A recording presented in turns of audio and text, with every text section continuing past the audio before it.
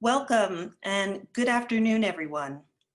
I'm Jennifer Bullock. I'm the Public Affairs Officer at the U.S. Consulate in Johannesburg, and I'm very pleased to welcome you to this Rosa Parks Library virtual speaker program on the U.S. elections. We are delighted to have as our guest speaker, Ms. Gracia Hillman. Ms. Hillman is President, CEO, and Principal Consultant at GM Hillman & Associates, Inc., and the Director of the Board of Smartmatic, an organization focused on building secure, accessible, and easy-to-use technologies to safeguard the election process. Just to share a few highlights from her illustrious resume, from 2014 to 2018, Ms. Hillman was the Vice President of External Affairs at Howard University, and from 2003 to 2010, she was a commissioner at the U.S. Election Assistance Commission, serving as chair of the commission in 2005.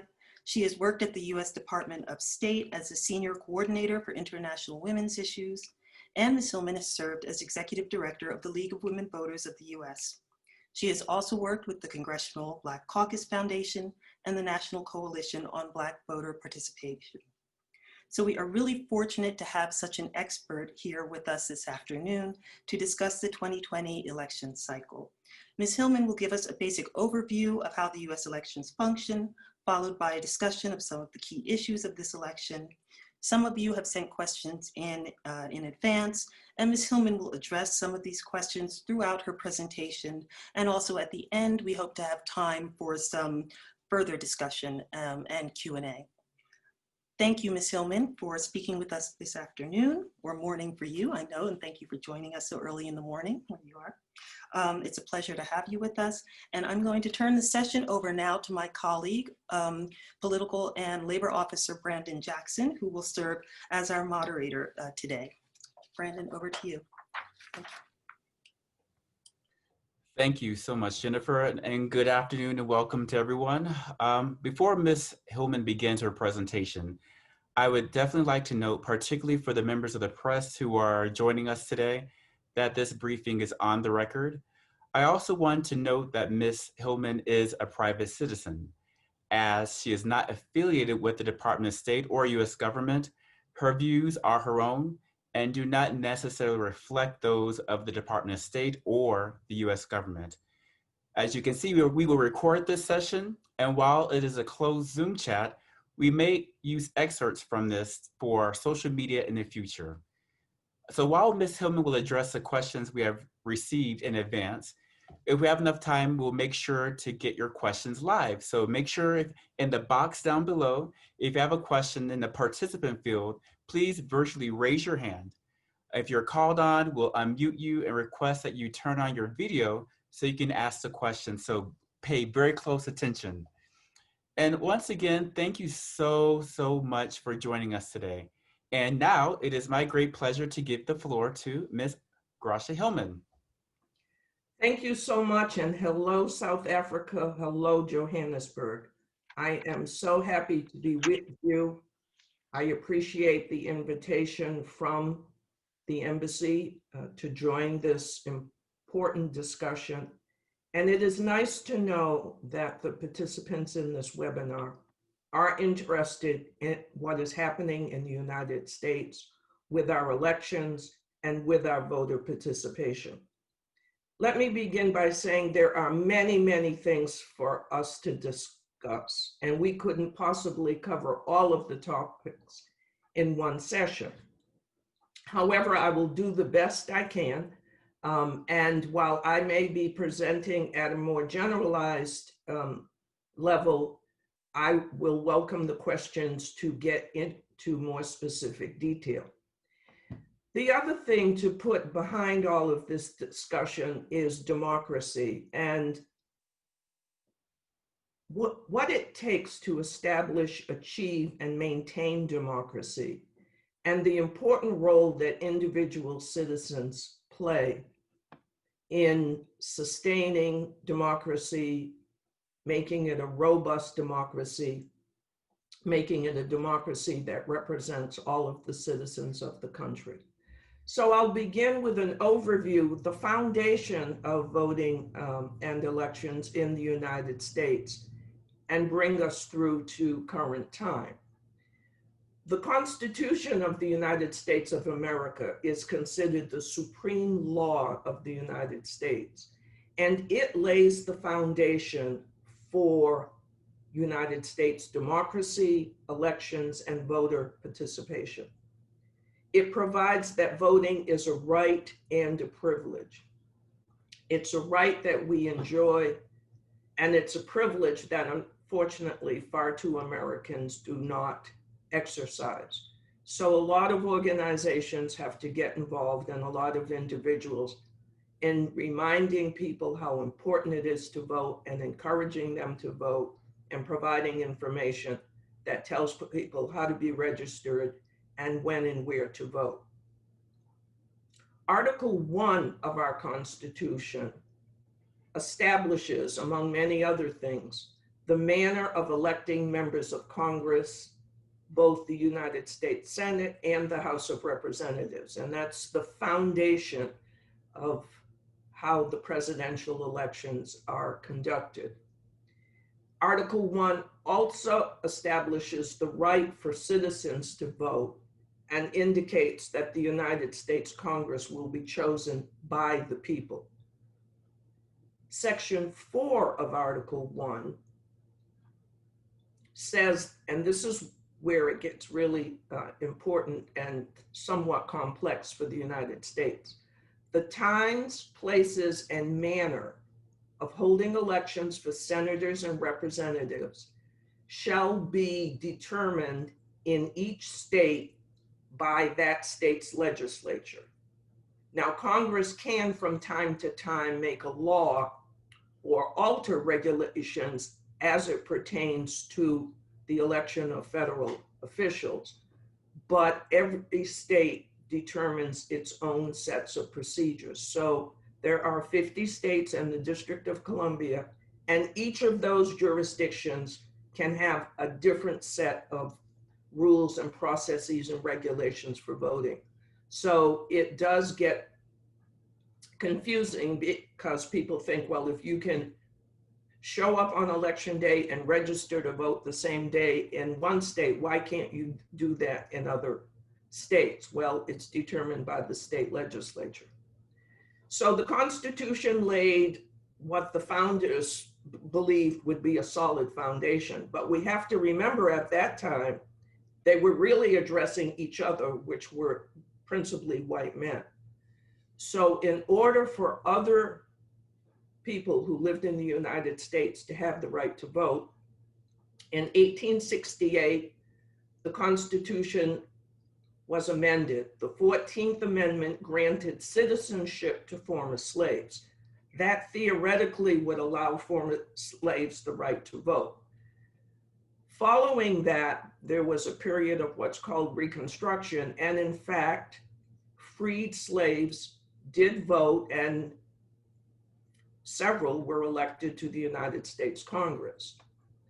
The 15th Amendment in 1870 prohibits the use of race, color, or previous condition of servitude, slavery, in determining which citizens may vote, meaning that all citizens could vote and that the 14th Amendment granted citizenship to slaves. Well, that didn't rest very well with some of the United States. So states began implementing their own laws that would restrict or prohibit Black citizens from voting. Women didn't have the right to vote at that time either. Some states allowed women the right to vote and other states did not. Women worked very hard leading up to the 19th Amendment in 1920. That amendment prohibits the government from denying women the right to vote on the same terms of men. That right didn't come any easier for women than it was for former slaves. However, the difficulty is that the emphasis then was principally on white women, and Black women were pretty much excluded because state laws that prohibited Black Americans from voting also affected Black women.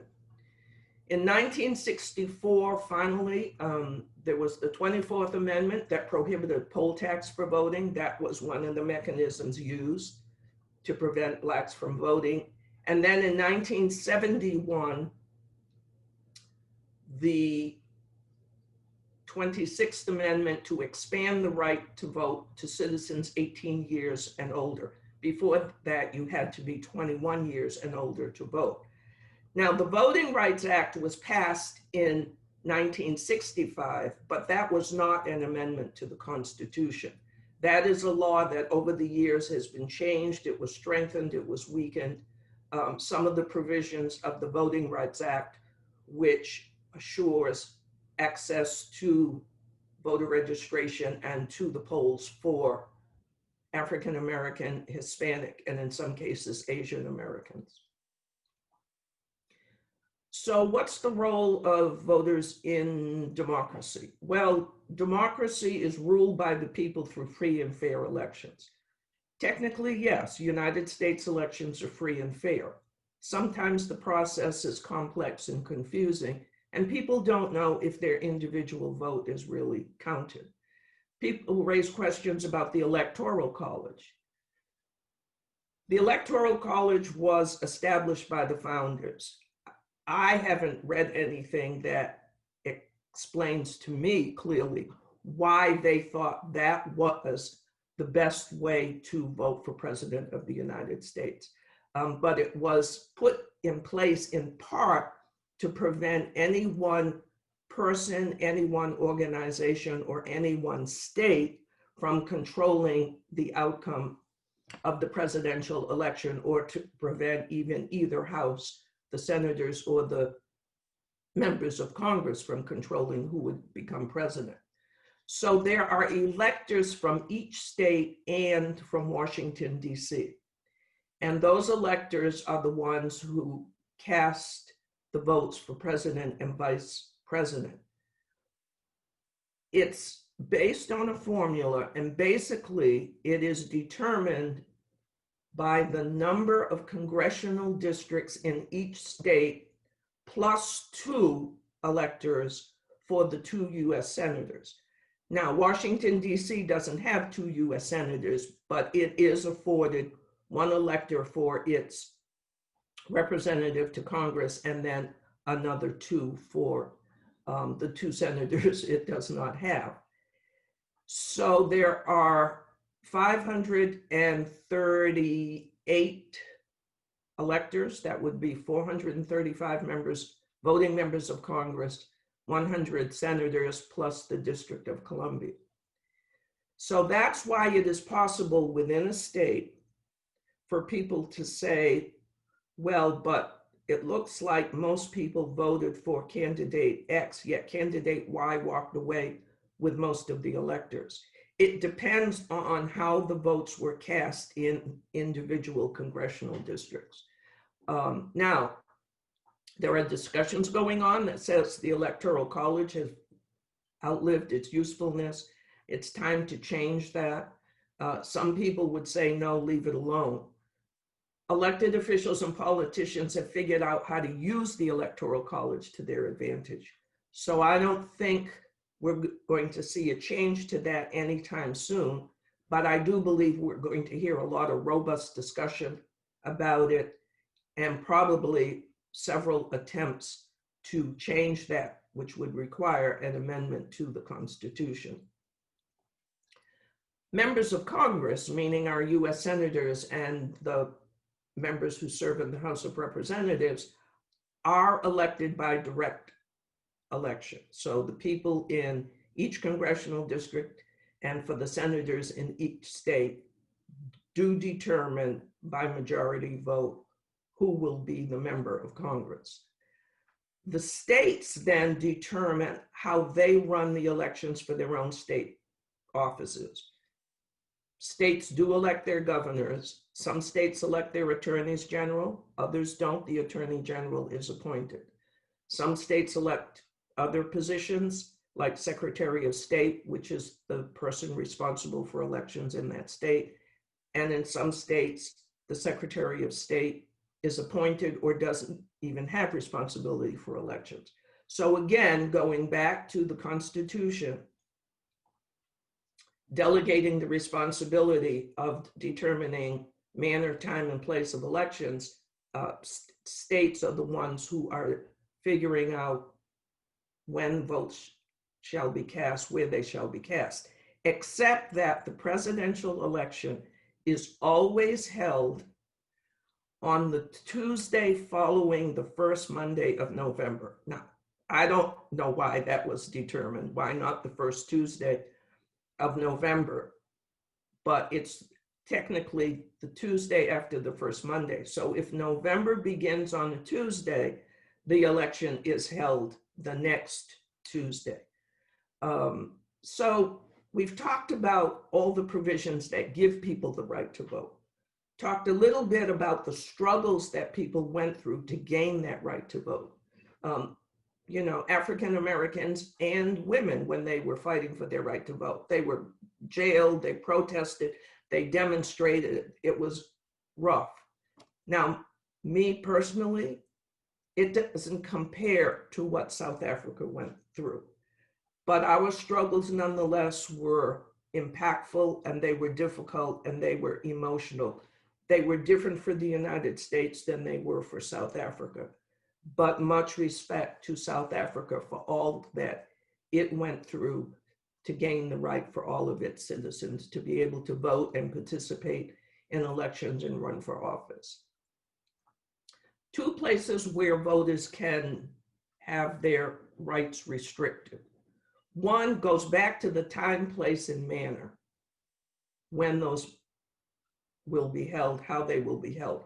For some states, voter restriction laws are very restrictive, and you have to have a government ID, and you have to have a proof of utility bill or something else that says, yes, you are who you are. Yes, a government entity has issued identification.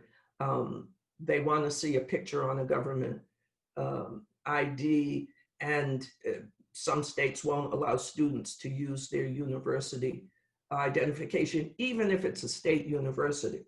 So some of those, while they don't technically deny a person the right to register and vote, it ends up to be very difficult, particularly if you're low income, if you have a physical disability that restricts your ability to move around, and if you are otherwise in a situation where taking time off in the middle of a work day, usually Monday through Friday, is difficult. Now, yes, you can register online, but a lot of people don't have access to an internet easy access. Some people would have to go to the public library, but then there's the caution and the sensitivity of entering personally identifying information on a computer in a public space, because people know that it's possible that somebody could come and lift that information. So there are all kinds of things to be taken into consideration. In 2000, after the presidential elections ended up in the Supreme Court, when President Bush and former Vice President Al Gore were running, the United States Congress passed a law called the Help America Vote Act. And it really was destined to provide monetary resources to the states to help them improve their election practices, to help them buy new equipment so they wouldn't rely on voting practices that had been in place for decades. But it also provided accessibility to the polls for people with disabilities. And that was a major hurdle for a large segment of our population. The other group of people who have restrictions on their right to vote are people who are currently incarcerated or were previously incarcerated. Some states allow, if you're in prison, you can still vote. Most states say, no, if you're in prison, you cannot vote. When you get out of prison and you've finished your probationary period, your parole period, you can then regain the right to vote. Other states permanently deny that right to vote. So that is a big piece of what the United States struggles with. What I'd like to do at this point is just show some charts that will indicate what voter participation, what the voter turnout rate has been in the United States since 1980. And it'll give you an indication of the highs and lows of voter participation. The first one is by age group, and we will be able to see which age groups have been most active and have the higher rates of participation, and which has the lowest. And I think the chart will be coming up in just a second.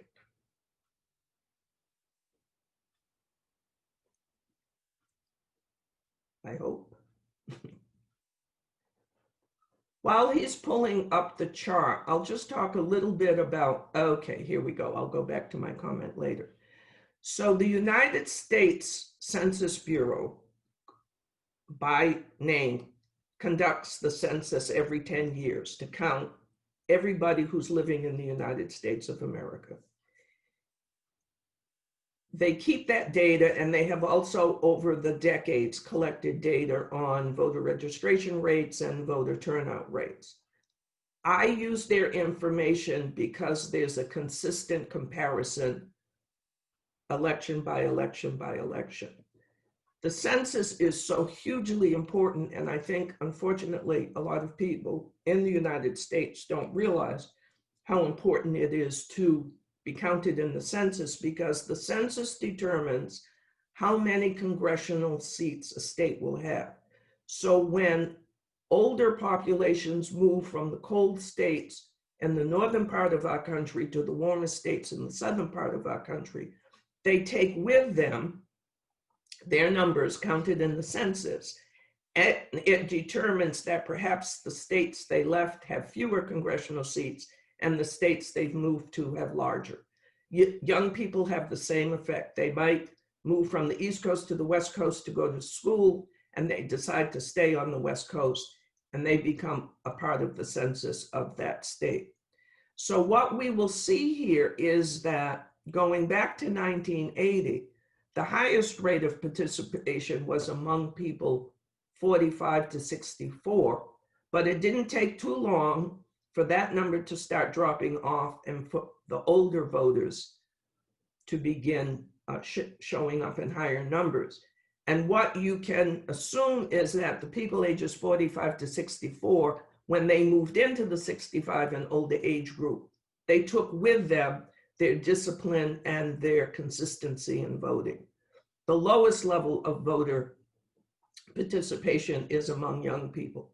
It will be very interesting to see how these numbers change after this election. I do believe we are going to see upticks in all of these categories, but particularly, and I'm hoping particularly, among the voters ages 18 to 29. If we go to the next slide, that talks about voting rates by race, and we will be able to see what the turnout levels have been for that.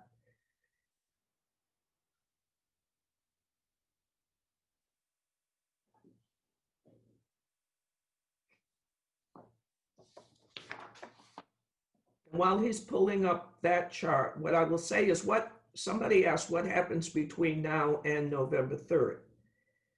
For the most part, voter registration is over in all the states. Very few jurisdictions allow you to register on the same day that you vote. But for the most part, voter registration is over. So people are voting now in early voting.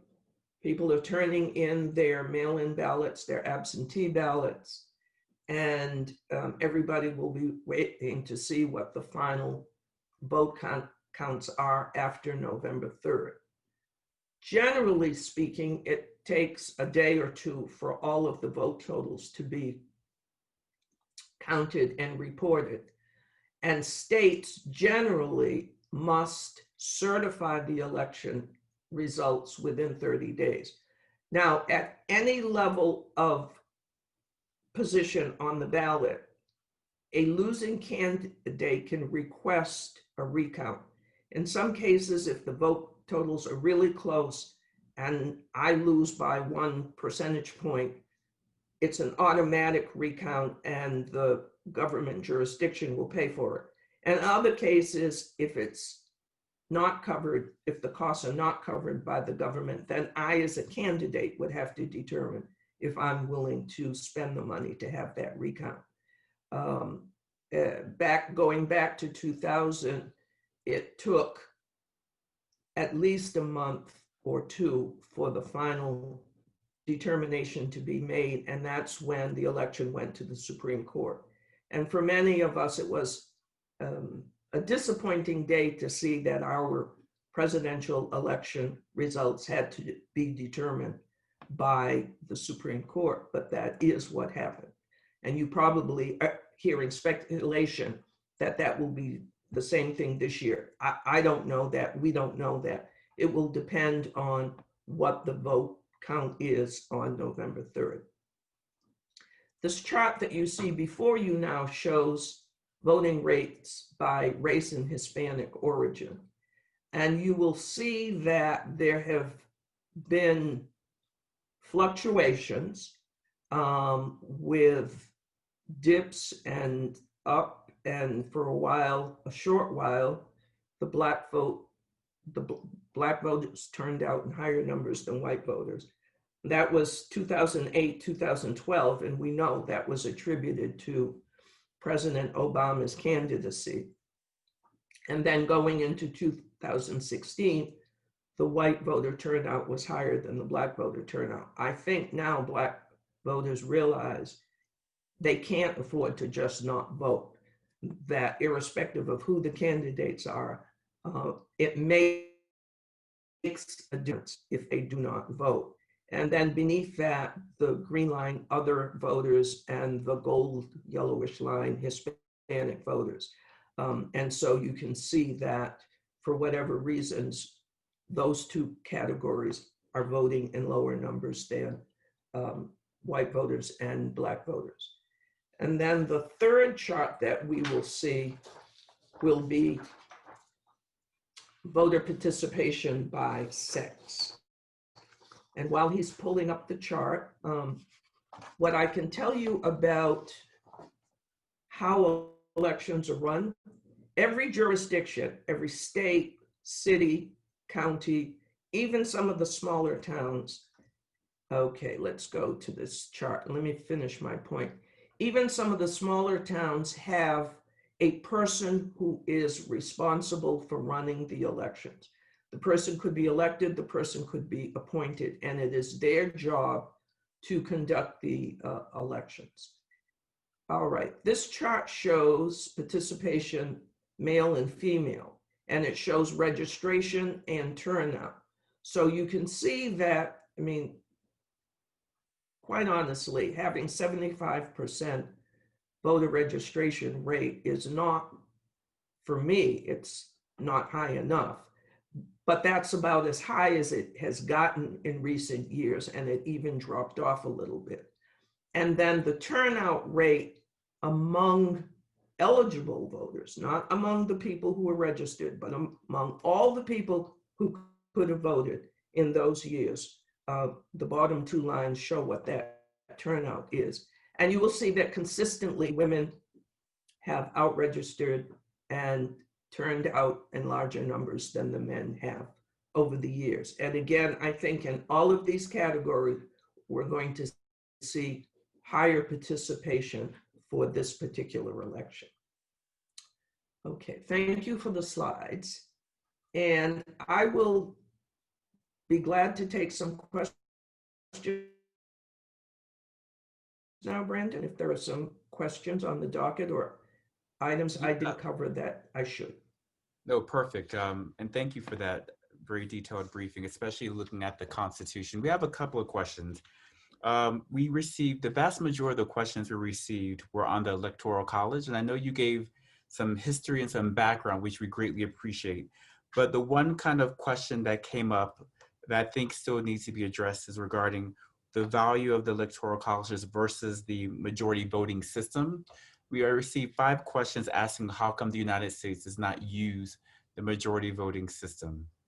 And from the panel and from the Q&As we received during the presentations, they noticed that between 92 and 96, there's a dip for sex, race, and gender for all the participation rates. And they're wondering, well, what is the reason behind this dip? So if you can answer those 2 questions, that would be great. Okay. With respect to the Electoral College, the reason we are still using it is because it would require an amendment to the Constitution, and that is a very long process. And there are heated debates on both sides of the issue. And up to this point, I don't think members of Congress have wanted to take that issue on. And also because, as I said earlier, some elected officials have figured out how to make it work for them. They use it as a predictor. Well, if we can get the majority of electoral votes in these states, then we are likely to win the outcome. I personally think that previous predictors from polls and the other ways that candidates gather information aren't what we should rely on. I think that people are either not responding or not responding honestly. I do believe that there will be discussions and attempts to try to make a change to the electoral. But at the end of the day, the Electoral College votes are determined by the voters in that state. So I wouldn't want anybody to walk away thinking that the individual votes don't matter, because they absolutely do matter. It's just the Electoral College kind of confuses people as to what was the value of my vote. If somebody else is going to go before Congress and cast a vote for president, I'm the one who voted for president. Yes, you determined for your state who the electors would be and which candidates those electors would vote for. The second question was, remind me, Brandon. Yes, so the second question was regarding the charts. It was actually looking at— right, the dip in voter turnout. So yeah, the dip, right, 92 to 96. Right, and I looked at that as well, and I was trying to figure out. So in 92, there was high turnout, and that was the year that Mr. Clinton was elected president, and people were pretty excited and worked very hard to want to get Mr. Clinton in office. I have a tendency, a sense to say the tendency is when you're comfortable and satisfied with the way things are going, you kind of let loose and say, well, things are fine. I don't have to worry about this. And depending on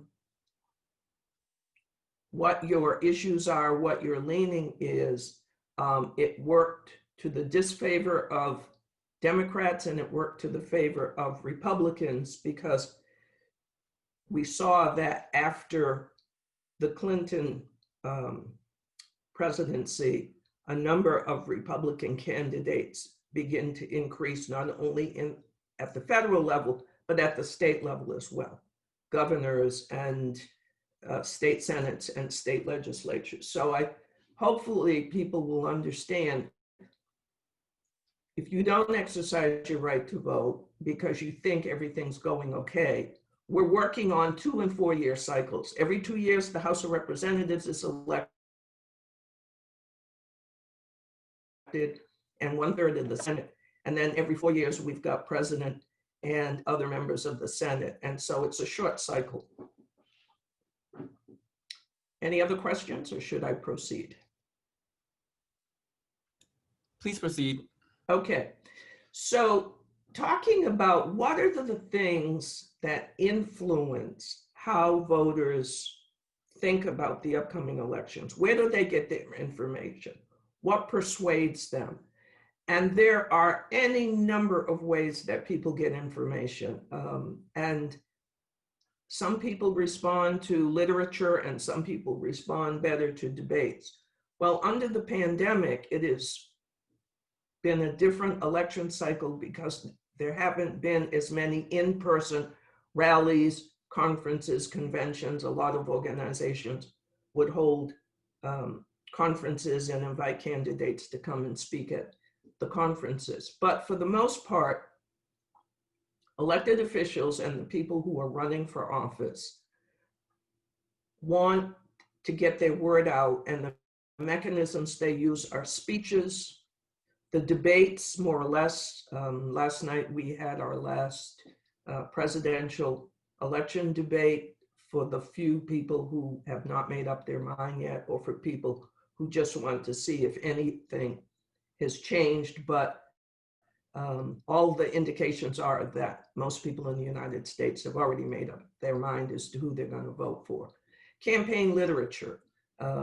If you're a registered voter, your mailbox is full of posters and letters and all kinds of appeals for you to consider supporting a candidate. Endorsements. If you really like the work that your governor or your mayor is doing, and that person has endorsed a candidate, that oftentimes has a lot of sway with voters, that they will pay more attention to a candidate because somebody they like or somebody whose work they respect has endorsed a candidate. Robocalls. The annoying robocalls, but you know, the phone rings, there's a number, you don't recognize the number, but you answer the phone anyhow, and it's a recorded message encouraging you to vote for somebody or donate to that person. Door-to-door canvassing, not so much this year because of the pandemic, that people haven't been out and about in the communities, but a lot of times canvassing is very effective because it's people who live in a community who go door to door and walk the streets in the community where people know them, and they are advocating a particular candidate or issue. Donation solicitations, lots of those. I think we all, at least most of us, have election fatigue at this point. And then television ads and radio ads, which are very expensive. So that goes back to why there's a constant solicitation of money. And we'll talk about that in a little bit. Money is a big influence in the strength of a campaign because it's very expensive and it's costly. Some candidates have shown that money isn't always the deciding factor, that they've been able to run an effective campaign and get elected and did not spend as much money as their opponent. But for the most part, money is a heavy influence, and the people who can get a lot of other people to donate are recognized for their support of the candidate. And how the elections are run requires money as well. Now, the candidates don't fund how the election officials conduct the election. That is funded by either the local government or the state government or the federal government. And earlier I spoke about the Help America Vote Act and what it did to provide accessibility for persons with disabilities. Well, it also provided a lot of money to the states to help fund election administration. States set their budgets based on previous records of turnout.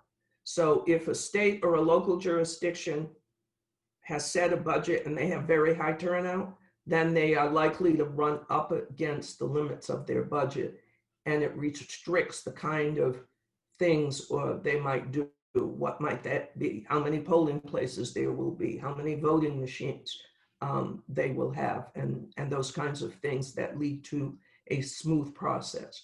You've probably seen news reports with all the long lines of people waiting to vote during early voting, and some jurisdictions have complained there weren't enough voting machines, and that's because jurisdictions buy equipment and base it on what they think the turnout will be, not anticipating the turnout now. And the pandemic has, even in a strange way, lent to voter turnout because people do have the time now on a weekday to go and vote, whereas before, if they were working or having to show up to a place for a job, they wouldn't have been able to do that. Lots of money contributions to the nonprofit organizations, the NGOs that seek to influence how people think about elections. So the law prohibits most nonprofits from directly endorsing a candidate, but what they can do is issue advocacy. And so they are looking out for the best interests of people around housing or, employment issues or environmental issues, whatever the particular issue might be. And voters do depend, even if voters don't realize it, they do depend on the NGOs to take care of the details of a particular issue. Voters can't possibly know everything about every issue.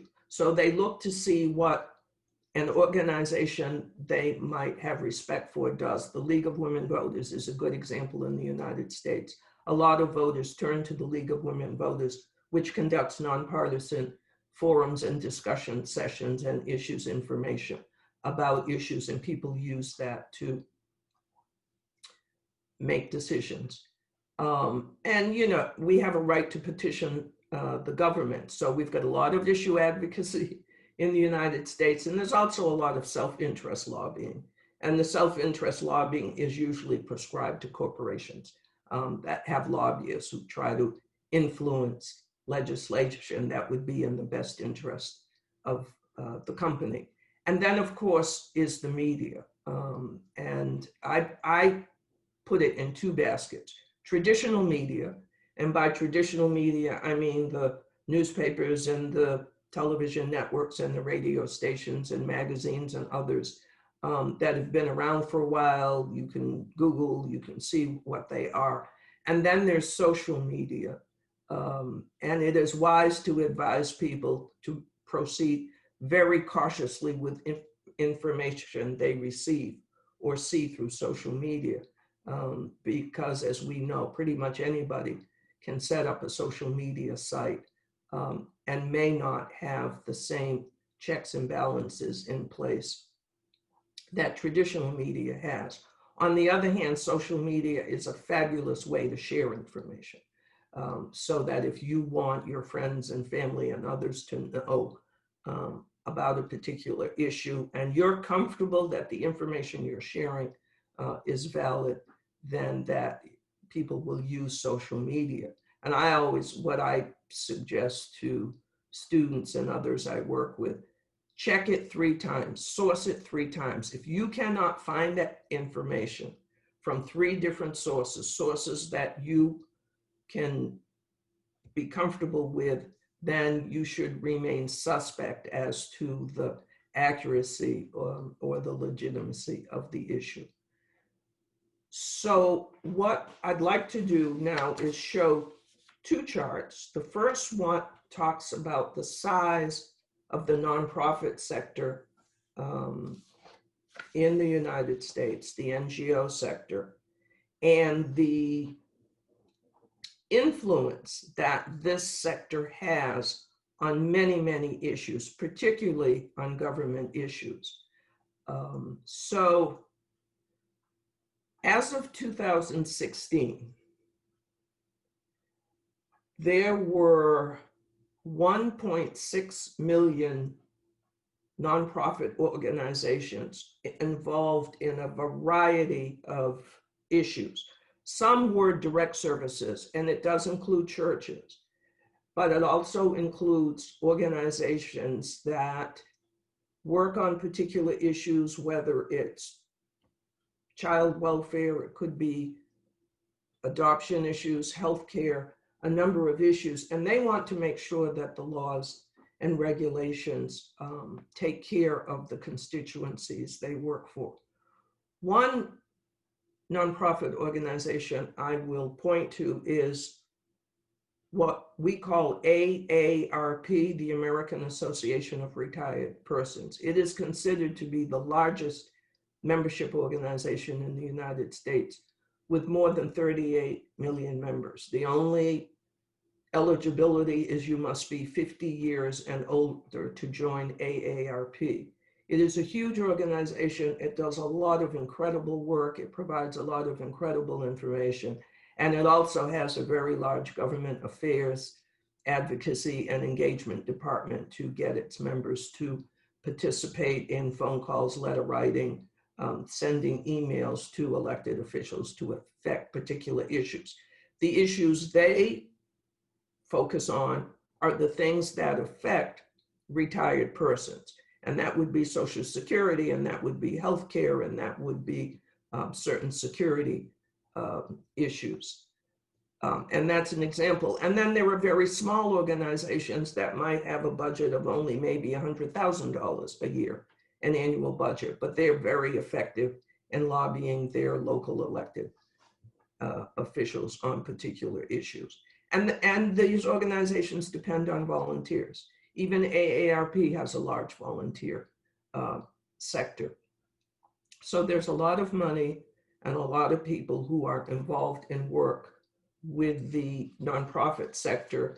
And as I said earlier, voters do, even if they don't think about it this way, they rely on information that comes from these organizations to help them be knowledgeable about issues that either elected officials have to vote on, laws that are in place that need to be changed, laws that don't exist that we need to have, and then, of course, candidates who say they're going to do something on a particular issue.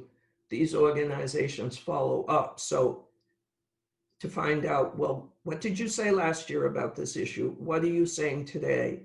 If that's changed, is it real change, or are you just saying that so voters will support you? And where will you be a year from now when we really need you on this issue? The next visual is a map that shows money that has been raised in the United States for the presidential candidates and how many people ran for president. It was a large number of people. So this comes from the Federal Election Commission, which is a government agency. And if you contribute to a presidential candidate, you have to register with the Federal Election Commission. It's public information. You can go into their database website and look up your name and see what they have recorded for you or for your neighbor or your family or whoever you're interested in. Under candidates, it shows how much money. So all candidates raised, and this is current through probably the end of September, because we just pulled the map up. The information is reported quarterly. So $3.5 billion have been raised by all the candidates running for president. And the Democrats raised 2.9, and the Republicans raised about 555 million. So you can see the differences in there. Then when we look at the candidates, so Mr. Bloomberg, who was in the Democratic primary and withdrew, raised the most amount of money, then followed by Mr. Biden and Mr. Trump. And then if we just scroll down the list slowly, people can see the very large class of candidates, some of whom are still on the ballot. I vote in Louisiana, and we had 13 people on the ballot running for president, many of whom I do not know. But a lot of people qualified to get on a ballot, even if people don't know who they are and they haven't raised much money. So we have a very large pool of people who ran for president. Geographical distribution of the money. So if we go to the state of California, and that is the home state for Senator Kamala Harris, who is Mr. Biden's running mate as vice president. And you can see that Californians have contributed a whopping almost $239 million toward all the people running for president. We can assume that Senator Harris's candidacy has a lot of influence on that. We then will scroll down to Texas, the big state of Texas, because that has a lot of electoral votes and a lot of money. And Texans have raised or contributed almost $91 million, and even though they don't have a home state candidate on the ballot right now, but they're still actively engaged. If we can go up to find Indiana, rather, I'm right. Indianapolis is in Indiana. So this is the home state of Vice President Pence. And you can see that people in Indiana donated about $13.5 million. Down to Florida, which is a very important state in the quote unquote electoral college. Lots and lots of older voters live in Florida. And Floridians raised almost $84 million. I must confess, I do not know whether President Trump considers Florida or New York his home base. But if it's Florida, there was generosity there. Then we will scroll up the East Coast to the state of Delaware. And it's a small state. Delaware only has 3 electoral votes. That is the home state of Vice President Biden. And for a small state, they have very generously donated $5.5 million. And then if we go up to New York, which is a state that has a lot of electoral votes, there you go. You can see the amount of money that people in New York, and I say money, political action committees as well, have contributed directly to all candidates running for president, remembering that Mr. Bloomberg is from New York. So Brandon, I would stop here to see if there are any questions I should answer before wrapping up. Yes, we received a couple of questions. The vast majority of the questions for this section really focused on mail-in voting. So given COVID-19, we expect an increase in mail-in voting. So there were some questions regarding the mail-in voting integrity process. So how does the United States control or prevent mail-in voter fraud? And is it possible for one person to send in mail-in votes from different districts or states? Another question I received was regarding, you mentioned that there's a law that prohibits NGOs to publicly support a candidate. Is there a bill that regulates party funding? Okay, going to the mail-in voting question. Every state has, and this goes back to the state responsibility for administering elections. Every state determines its own mail-in ballot procedures. Some states like Oregon, it's almost all mail-in voting, although they have specific drop boxes where people will just receive a ballot in the mail. You don't have to ask for it. You don't have to fill out a form. And you can return it by postal mail, or you can drop it off in one of the special boxes. Oregon has been doing that for years. They're very comfortable with it. Other states have begun moving in that direction, the state of Washington, the state of Colorado, something about the northwest corner of the United States that feels very, very comfortable with mail-in voting and have not had issues with serious abuse of it and voter fraud. Will there be an occasion when somebody is going to abuse the privilege of being able to vote by mail? Sure.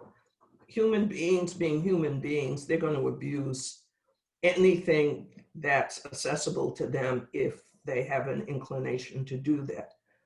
But the states have procedures in place to protect as much as human beings and systems can provide.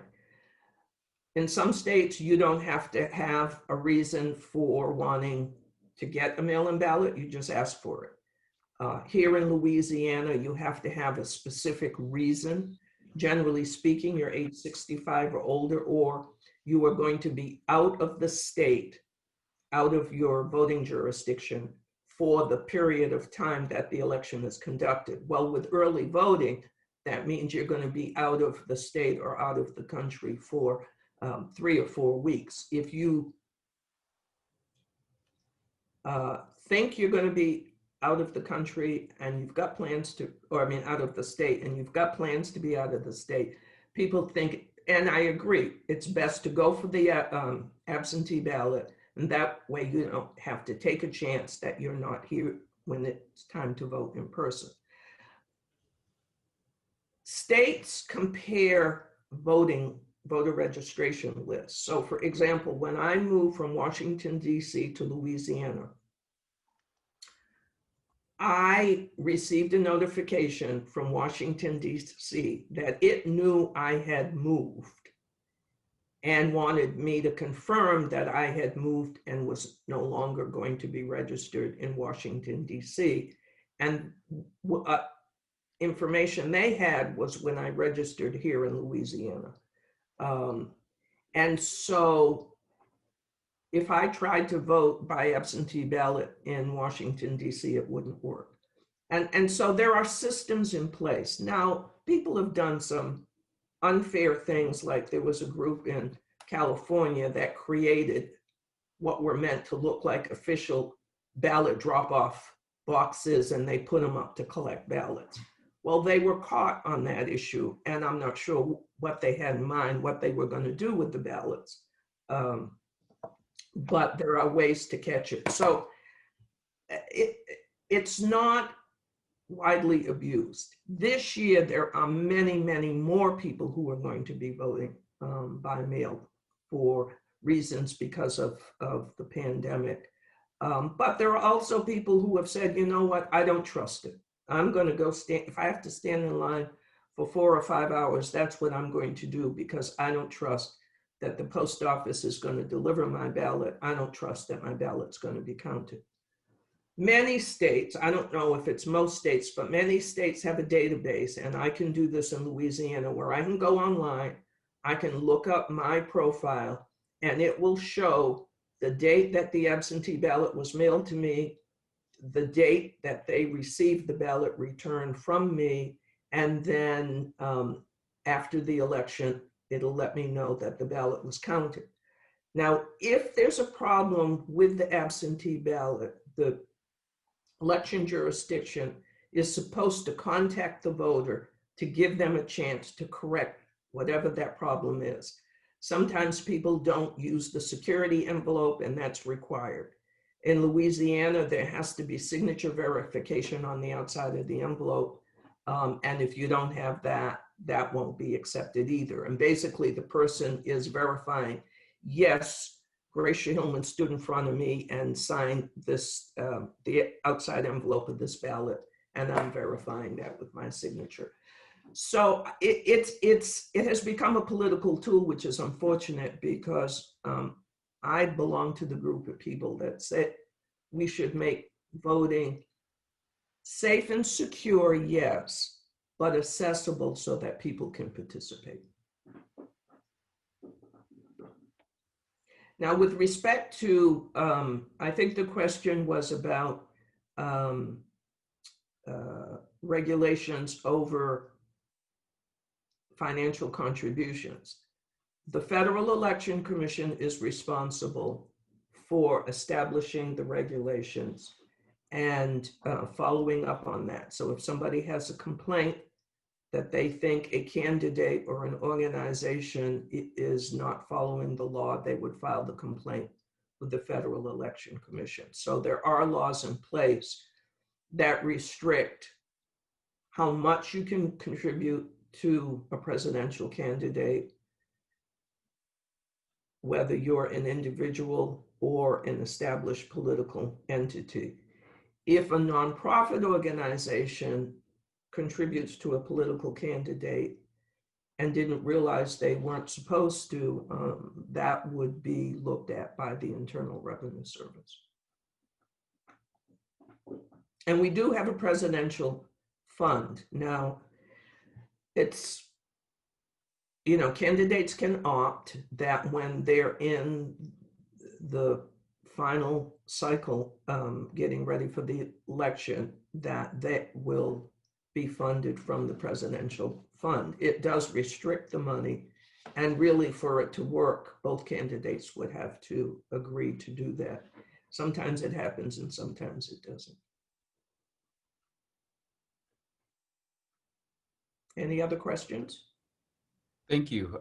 We have one. Is this? Do you have more to present, or are you ready for? I was just more? going to wrap up with the issues that are affecting this year's election. We've talked about some of them, but I can do that wrap up now, and we can just go to questions. Okay, so what are the issues that affect people's attitudes about voting, and what are the issues that affect whether they actually turn out and vote? Well, obviously this year, the big issue is the COVID-19 pandemic and the health safety of people and all the extra measures that election officials are taking to make sure that polling places are sanitized, clean, accessible, that there's sufficient space so that people can stay at least 6 feet apart. But a lot of people have chosen to vote by mail because they do not want to be in a situation where they wouldn't feel comfortable about exposure to COVID-19. We cannot ignore the racial tensions that are going on in the United States right now. It's a big influencing factor. And the candidates at all levels of government have to address it and have to speak to it. Some are being more honest about their positions and feelings on it than others are. A lot of candidates want to say what they think the voters want to hear so they can get elected, even if they don't believe that if a law comes before them, that they would actually support a law dealing with any of the issues around the racial tensions. What I will say is that particularly the young people, we talked about the young voters, the under age 30 voters, and one of the messages I heard from the Black Lives Matter movement and others is that, no, we aren't going to wait anymore. What is it you want me to wait for? We demand that these issues get attention now, that they get attention throughout our community from all of our leadership, and it has to be dealt with now. And, you know, as an organizer, I would say absolutely this is the year to put those issues out there and force candidates to deal with the discussion. Hopefully communities will come together and go through the healing and reconciliation process because there's a lot of collateral damage in our communities right now. And the issues really do need to be dealt with. Immigration is a big issue. People have very emotional responses to the issue of immigration. And that's something that affects how voters feel about candidates. Healthcare, particularly with COVID-19, you know, pre-existing conditions, what is the cost of the healthcare? I mean, there is the drug that's just yesterday, I think, or day before yesterday, was approved for treatment of COVID-19. And what I saw online is that the cost for private insurance companies is about $3,500 for the treatment. Now, if you don't have healthcare, or if you have a very low level plan, or if you have a high deductible, that's a lot of money that would come out of the pocket of the person who would have to get it. And the issue as to whether anybody that had contracted COVID-19 would be considered to have a pre-existing condition. And then the economy. There are issues within the economy that are being dealt with. And that's not to say that environmental issues and some of the others aren't really important, but you know, there are a lot of issues, but the ones I cited are the ones that seem to come up more and more and more from many people. Under the economy, it's the wealth gap. Under this COVID-19, you know, some people are now in states of chronic unemployment and poverty who were not there before they lost their job under COVID-19. Jobs, what will the job market be like when the country is able to fully open up after people have access to a vaccine? Will my job be there? If I was a low wage earner or an hourly wage earner, am I going to have money? And then the issue of the stock market and investments doing really well under these conditions, and people looking at the two ends of the spectrum saying some people are really, really hurting and could be without housing and healthcare and basic necessities, while other people are making a lot of money from the stock market. So those are issues that are affecting people as well. And with that, I will take questions as we have time.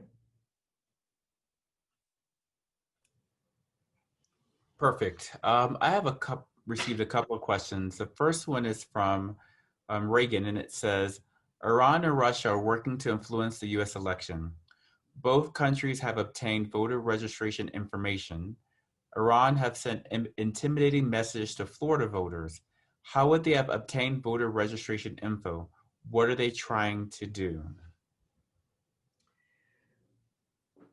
Voter registration information is, in most states, public information. It's on a database. So if you can hack the database, you can get the name and some information about that voter that would allow you to figure out how to send them mail or send them an email. Nothing personally identifying. It wouldn't have your social security number on it. It wouldn't have your driver's license number on it. At least it should not. Let's put it that way. You know, the outcome is obviously to affect how people are thinking about a particular issue or candidate. And that gets back to the comment I made when we discussed the impact of media on the thinking and how it influences voters. Unfortunately, a lot of people are distracted by information they see online, and they're thinking, oh, this is terrible, and may or may not take the time or know how to double check to see where the information is coming from. So what voters are told is, if you have a question about your voting status, contact your official, your local official. Don't take information from an unknown source. Sometimes they mask as somebody else. Fear-mongering. I mean, we are unfortunately in an atmosphere in the United States where people are not trusting. They don't trust what they hear. They almost don't trust what they hear from people who they trust with many other different kinds of things. So people are easily swayed that something might not be, or something might have changed, or a candidate might have said something they didn't say. And it's hard to discern fact from fiction. The bottom line is that they want to create a certain amount of chaos and distraction that would prevent people from fully participating in the process. And it's not the kind of, at least from what I understand from the information that's put out, they can't manipulate how you vote. They can't vote for you. All they can do is try to influence your thinking about the voting. Thank you for that explanation. I would like to read a question we received from an anonymous attendee. Thank you for the presentation. It's very informative. I want to understand how the swing states work. Why are they swing states, and why are they so important? And how many are there? Swing states change from presidential election cycle to presidential election cycle. And so the swing states are states where the voters are very closely aligned with the Democratic Party and the Republican Party, or the state has a large number of independent voters that do not register with either party. And so you can't really know, unless you do a lot of research and go issue by issue, where the independent voters will be. Even today, people in parties aren't necessarily staying true to the Democratic candidate. So organizations pull out a sample Democratic ballot and say, vote for all of these people. And a lot of times people who are registered Democrats will do that. The Republicans do the same thing. The swing states are important because a lot of them have large electoral votes. I'll use Pennsylvania. I mean, Pennsylvania has gone from, supporting Democratic candidates to supporting Republican candidates. And a lot of it has to do with the issues and who is in the state talking to them and appealing to them. And so the reason they're important is because they can very much affect the total electoral vote count. And, maybe the issue that pushes Pennsylvania one way or the other is around coal mining. People in other parts of the country that don't have coal mines may not even think about it, but it's a very important issue to people who live in Pennsylvania, Ohio, and West Virginia. And between Ohio and Pennsylvania, there are a lot of electoral votes. Perfect. We're actually going to ask HP, I think the person's name is Nazaire, to ask their question live. Nazaire, HP, are you able to pose your question? The floor is yours.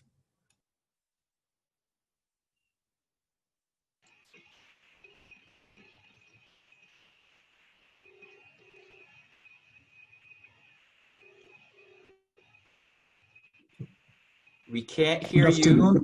Oh, yes, good. Go ahead, please. Yes, I wanted to know the outcome of Black Lives Matter in this election. Does it have consequences or not? So absolutely, the Black Lives Matter movement has had an impact on these elections. In some communities, it's been an open conversation, and it has caused candidates to have to discuss the issue in companies and policies and procedures to address what are clearly seen to be racist and discriminatory policies.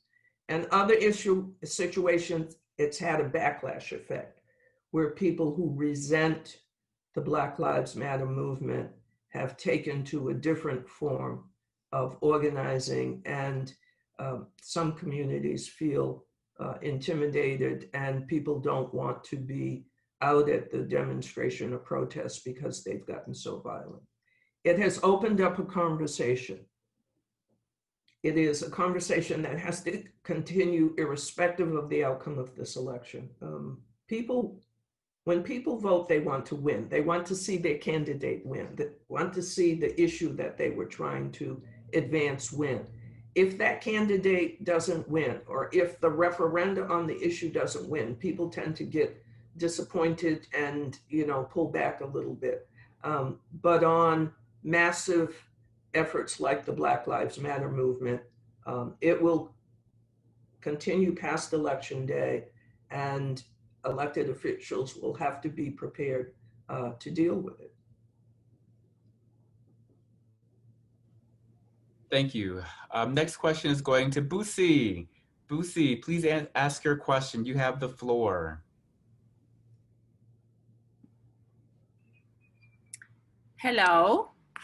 Thank you for your presentation. It's quite informative. I asked a number of questions, and the first one was, since you mentioned that the lowest number of voters are young people, so I wanted to know, are there any kind of initiatives that you encourage them in order for them to engage in the voting system? And also, I often see only two political parties competing against each other. Do you guys only have two political parties?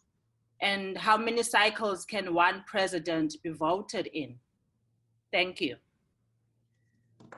Okay, so I'm going to answer the last part of the question and then I'll get to the young voters. I'm not sure, and Brandon, maybe you can help, what she meant by how many cycles a candidate can run in. I think she maybe refers to terms, like Okay. one term, second term. Sure. So I will answer that question in two different ways.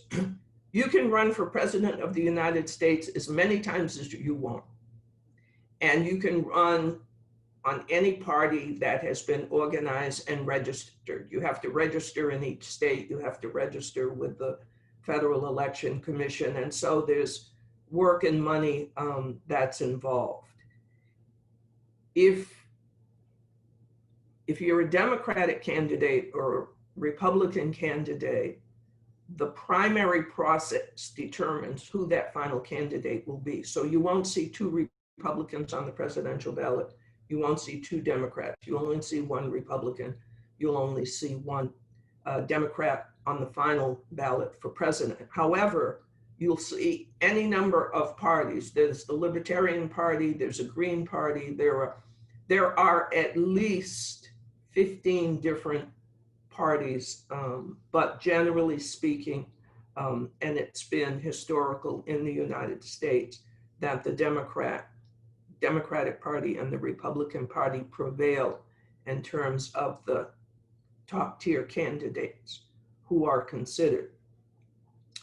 With respect to young voters, there is a lot going on. It is so exciting to see all of the organizations and efforts that are being made to encourage young people to vote. And for this conversation, I'll say under age 30.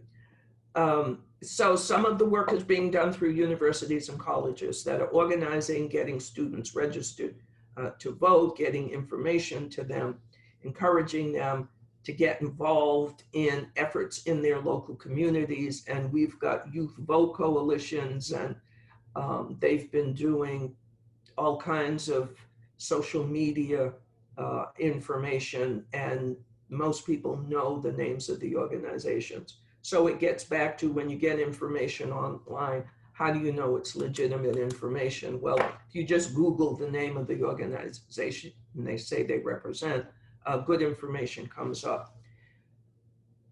Probably this equals the amount of activity we saw to get young people engaged in voting that went back to 1972, after the Constitution was amended to allow voters to be ages 18 and older rather than 21. And the issue then was the Vietnam War, saying if you can send my 18 or 19-year-old son to war, then surely he or she can vote. So I would expect, I will be very surprised and quite frankly disappointed if we don't see a sharp increase in the number of young people who are actively engaged in voting this year. Thank you. And we are slowly wrapping up, but I have one more question. It's number 27744. You have the floor. Please ask the question.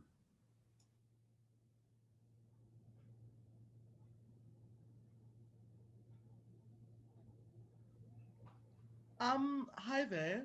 My question is, in practice, are elections in the US free and fair?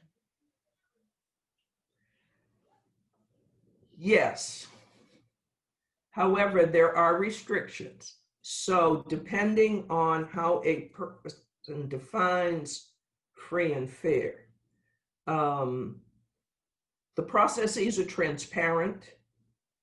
Information is available in terms of what the requirements are, what you need to do to register, what you need to do to vote, how those decisions are made.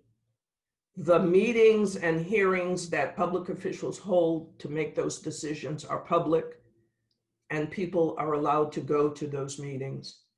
And going back to the role that advocacy organizations play, they do go to the hearings and the meetings, and they speak up and they submit testimony, and then they pass that information along to the public. The process is fair, but it depends on where you are in the process. For example, some people feel that permanently denying the right to vote to people who have been incarcerated is not fair. When you're incarcerated, you're given a sentence, you serve out the time in prison, you then do the things you're supposed to do when you're released from prison. And there is a movement that says, what the term is what we call felons and ex-felon. Felon is incarcerated, ex-felon means you are no longer incarcerated. That if you've paid your debt to society, that you should be able to vote. Now in Florida, I believe it was Florida, Florida said, yes, well, okay, ex-felons can vote, but not until they have paid all outstanding fines and fees. Well, if you're just getting out of prison, you don't have a lot of money, generally speaking. And so the ability to have the money to pay off whatever fines and fees may be on the books, money that you owe, can be challenging. So in a couple of cases, wealthy donors contributed money under certain conditions to pay those fees and fines so that ex-felons could vote. So I would think that is one example of a category of citizens who would feel that the process is not fair because it excludes them even after they have paid their debt to society. Disabled people would have felt it wasn't fair when you couldn't physically get into a polling place because I'm in a wheelchair and there are stairs and no ramp, or the door is too narrow, or I can't reach the machine. Those kinds of things have been corrected and addressed since 2004 mostly. But there are still some situations where people with disabilities find it challenging to be able to vote. So that might be another category of people who would say it's not fair. But I would say yes, for the most part, the elections in the United States are free and fair. Now, somebody will take me to task on that, but that is my opinion, and that's what I see. Good. And we just have maybe just 5 more minutes left. So what I'm going to do is we have maybe 5 questions outstanding. I'm just going to paraphrase them and just ask them, and you can address the ones that you have time or you think that are most important. The first question is regarding COVID-19. So COVID-19 has had a negative impact on the current president's administration. Do you think it will affect his ability to run? And the other question is regarding Supreme Court judge. You know, the Democrats are voting and boycotting that decision to boycott the decision to vote for the upcoming the Supreme Court justice. Will this behavior go well for the voting population? And the last question is that in the event that the current president loses and decides to go through the legal proceedings through the court, how will this affect the integrity of our elections? So we have 3 questions. Okay, well, with respect to management and policies around COVID-19, I mean, every elected official who takes a position on an issue one way or the other, or does or does not do something that people feel is in the best interest of communities and the residents of the country, has to own that issue. And people are making decisions about who they will and won't support based on the outcome of COVID-19. It's been very, very difficult for many people, particularly the families of people who have died from COVID. It's impacted all kinds of industries. And so, yes, COVID-19 will have its consequences. With respect to the Supreme Court, for decades now, since the 1980s, people have been talking about the importance of the Supreme Court. It's important to take that into consideration when voting for your US Senator and when voting for the President of the United States. And I think it's coming home now that people see it really does matter. It takes time. I mean, it's a decades-long process. It's not an every 4-year cycle. It's not an every 2-year cycle.